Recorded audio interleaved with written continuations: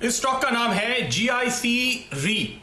ध्यान रखिएगा, GIC simple या GIC RE के नाम से हम इसको जानते हैं। ये री इंश्योरेंस कंपनी है। 180 रुपए के टारगेट के साथ आपको खरीदारी करने की राय GIC री के काउंटर पर इस वक्त हम दे रहे हैं।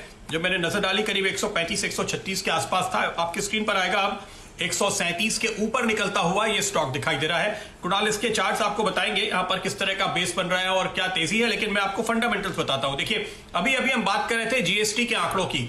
मैं आपको दूसरा वो आंकड़ा बताता हूं जो इस कंपनी के लिए बेहद रेलिवेंट है, इंश्योरेंस कंपनीज के लिए। ये जो कंपनी है GIC री, ये री इंश्योरेंस करती है, यानी oriental insurance, new India insurance, United India insurance, ये जो अलग अलग जनरल इंश्योरेंस कंपनियां हैं, ये जो इंश्योरेंस करती हैं उसके बाद ये जाकर के GIC री के पास इसको री इंश्योर करा लेती हैं। तो GIC री के पास एक डाइवर्सिफाइड पोर्टफोलियो हो जाता है। दूसरी बात, GIC री कई विदेशी कंपनियों के लिए भी री इंश्योरेंस का काम करती है, तो बड़ा वेल डाइवर्सिफाइड पोर्टफोलियो है। सारा रिस्क देश में ही नहीं, विदेश में भी। इस स्टॉक पे आप नजर डालेंगे तो आपको अंदाजा लगेगा कि यहां पर 280 रुपए के 52 वीक हाई से आज ये आधे लेवल पर आपको मिल रहा है 400-450 रुपए के लाइफ हाई के सामने ये 1/3 से भी नीचे, करीब 70% नीचे आपको मिल रहा है। क्योंकि हमने देखा कोरोना काल में बहुत डर लगा लोगों को कि बड़ी दिक्कतें होंगी, वैसा कुछ हुआ नहीं है। दूसरी तरफ ग्रोथ लौटती हुई नजर आ रही है। जैसे आप GST के प्रीमियम में ग्रोथ आते हुए देख रहे हैं, वैसे ही आप देखिए Q1 नॉन लाइफ इंश्योरेंस का प्रीमियम अगर आप देखेंगे और Q2 के साथ इसको कंपेयर करेंगे, मेरे ख्याल से ग्राफिक्स में मैंने जो Q1 लिखा है, आप इसको Q1 से Q2 ऐसे पढ़िएगा। Q1 से Q2 को आप कंपेयर कीजिए और पिछले साल के Q2 से Q2 को कंपेयर कीजिए, तो आप पाएंगे कि साल दर साल Q2 के प्रीमियम में आपको सितंबर क्वार्टर के दौरान 8% की बढ़ोतरी देखने को मिली है। यानी पिछले साल से ऑलरेडी इनका बिजनेस ज्यादा हो चुका है। जी हां, हम कंपनियों से बात करते हैं, वो कहती हैं जी पिछले साल के मुकाबले में हम 70% प्रोडक्शन कर रहे हैं। कोई कहता है हम पिछले साल के मुकाबले में 65% प्रोडक्शन कर रहे हैं। इस कंपनी का, इस पूरे सेक्टर का, नॉन लाइफ इंश्योरेंस सेक्टर का जो प्रीमियम है पिछले साल के Q2 से ऑलरेडी 8% ज्यादा हो चुका है। तो साल दर साल ग्रोथ दिखा रही है, बहुत ही शानदार परफॉर्मेंस। क्वार्टर ऑन क्वार्टर अगर आप देखें, कोरोना वाले क्वार्टर में Q1 में दबाव था, जून के क्वार्टर में आने के बाद, जून से सितंबर के क्वार्टर में 40% की ग्रोथ देखने को मिली है और बाजार ने इसको डिस्काउंट नहीं किया। अगर बाजार ने इसको डिस्काउंट थोड़ा भी किया होता तो ये स्टॉक आपको इस लेवल पर नहीं दिखाई देता जहां ये अपने 52 वीक हाई से आधा है। इसलिए वो डिस्काउंटिंग, वो कैचअप अब शुरू होता हुआ नजर आ रहा है।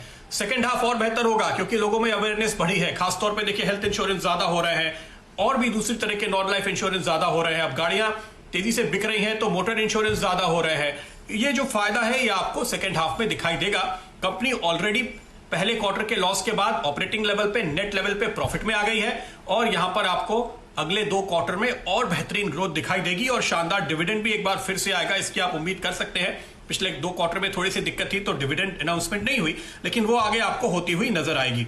एक और बड़ा ट्रिगर है, LIC का इश्यू आने के बाद सरकारी इंश्योरेंस कंपनीज के लिए नया बेंचमार्क सेट होगा और दूसरी private public sector insurance companies और बैंक्स के प्राइवेटाइजेशन के लिए सरकार एक कंसल्टेंट की नियुक्ति पे विचार कर रही है।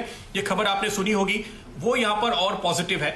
और GIC री तो नहीं, लेकिन जो दूसरी इंश्योरेंस कंपनीज हैं उनमें से किसी का अगर आप प्राइवेटाइजेशन होते हुए देखेंगे तो इस पूरे सेक्टर की री रेटिंग हो जाएगी। इस लिहाज से आपके लिए इस समय एंट्री लेने का शानदार मौका है। वैल्यूएशन पे नजर डालते हैं।